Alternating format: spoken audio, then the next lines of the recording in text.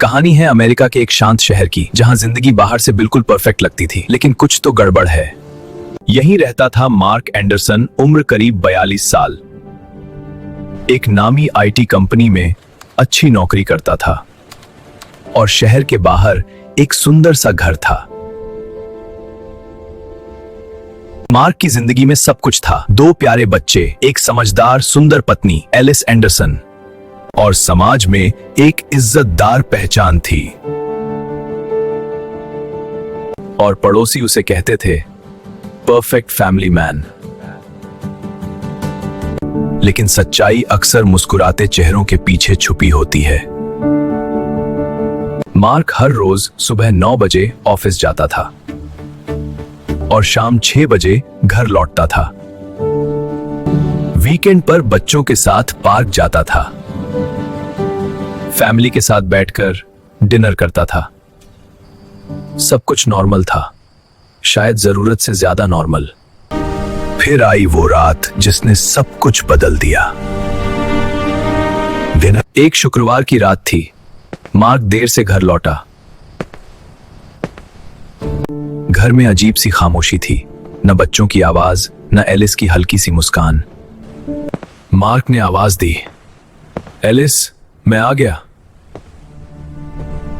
उसने देखा एलिस का मोबाइल फोन मेज पर पड़ा था, उसका हैंडबैग वहीं रखा था, लेकिन एलिस घर में नहीं थी। और यही वो पल था जहां से शुरू हुई एक ऐसी कहानी जो पूरे अमेरिका को हिला देने वाली थी। बिस्तर सजे हुए हैं, बच्चे अचानक गायब, खिलौने फर्श पर, जल्दबाजी अनहोनी का संकेत। फोन पे अजीब सा नोटिफिकेशन आया और मार्क शॉक हुआ। एकदम सीसीटीवी कैमरा ब्लिंकिंग हुआ। जब मार्क ने सीसीटीवी फुटेज देखी, कुछ ऐसा नजर आया कि कुछ समझ नहीं पाया। मार्क ने सबसे पहले किसे फोन किया? क्या यह सिर्फ एक मिसिंग केस था या कुछ और?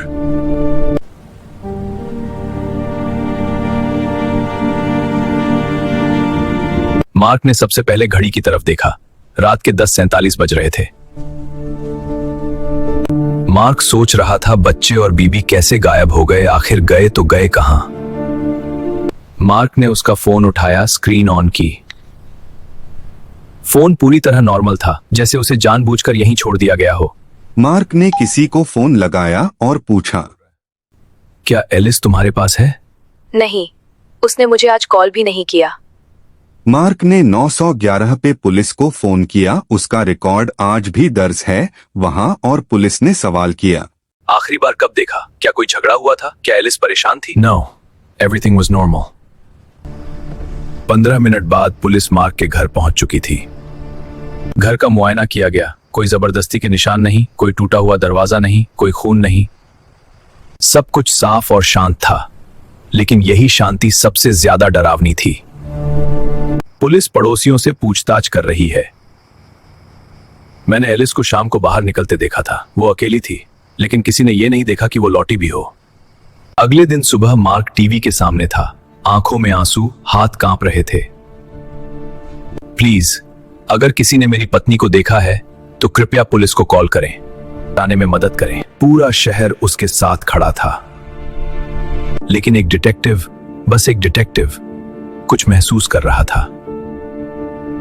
डिटेक्टिव ने नोट किया, मार्क बार बार एलिस को पास्ट टेंस में रेफर कर रहा था। उसने एक बार भी ये नहीं कहा, She was a good mother.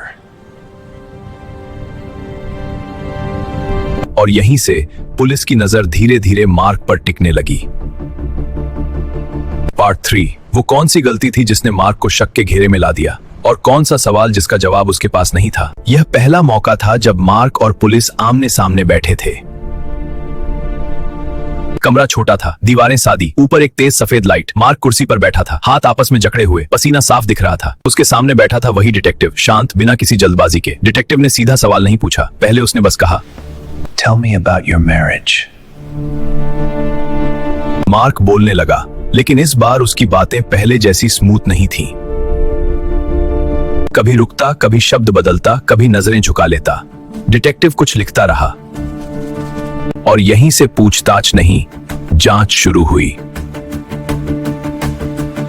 Post interrogation, detective सीधे अपने ऑफिस पहुंचा। कमरे में दीवार के सामने एक बड़ी स्क्रीन लगी थी। टेबल पर रखे थे मार्क का मोबाइल फोन, उसका लैपटॉप और एक छोटा सा यूएसबी ड्राइव। डिटेक्टिव जानता था आज के जमाने में सच इंसान नहीं, डेटा बोलता है।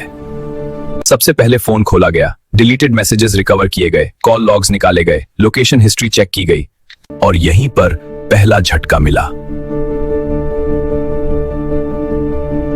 एलिस के लापता होने से कुछ घंटे पहले मार्क का फोन घर से बाहर एक सुनसान इलाके में एक्टिव था।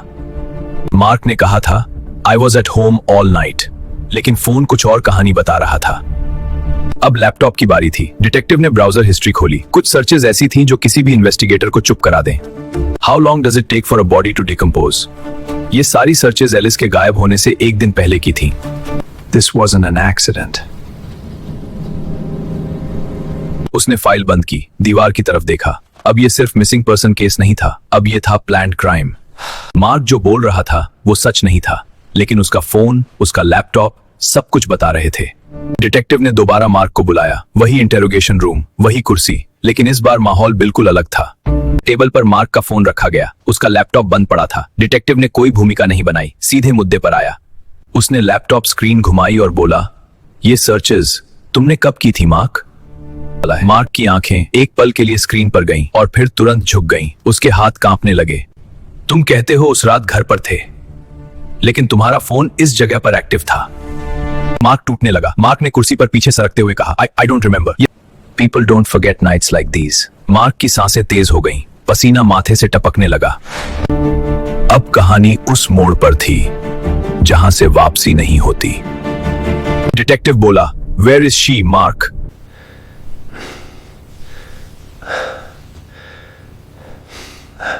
डिटेक्टिव ने कोई सवाल नहीं किया, वो जानता था। फिर मार्क ने सिर झुका लिया और बहुत धीमी आवाज में कहा, I didn't mean to kill her. Detective ने पहली बार सीधे उसकी तरफ देखा। मार्क की आवाज कांप रही थी। ये कोई हादसा नहीं था, ये एक पल का गुस्सा भी नहीं था, ये था एक ऐसा सच जिसे छुपाने की कोशिश बहुत पहले शुरू हो चुकी थी। डिटेक्टिव ने रिकॉर्डर बंद करते हुए कहा, Where is she, Mark? दरवाजा खुला। 2 पुलिस ऑफिसर अंदर आए। मार्क को खड़ा किया गया, उसके हाथ पीछे मोड़े गए। हथकड़ी की आवाज उस कमरे में सबसे ज्यादा तेज थी।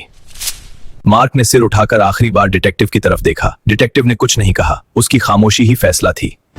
बाहर का दृश्य, जैसे ही मार्क को पुलिस स्टेशन से बाहर लाया गया, कैमरों की फ्लैश लाइटें एक साथ चमक उठीं। मार्क ने कोई जवाब नहीं दिया। उसका चेहरा अब वही नहीं था जिसे शहर परफेक्ट फैमिली मैन कहता था। वही लोग जो कल तक कैंडल्स लेकर उसके साथ खड़े थे, आज टीवी स्क्रीन के सामने सन्न बैठे थे। पोस्टर्स अब भी लगे थे, ब्रिंग एलिस होम, लेकिन अब सबको पता था एलिस घर लौटने वाली नहीं थी।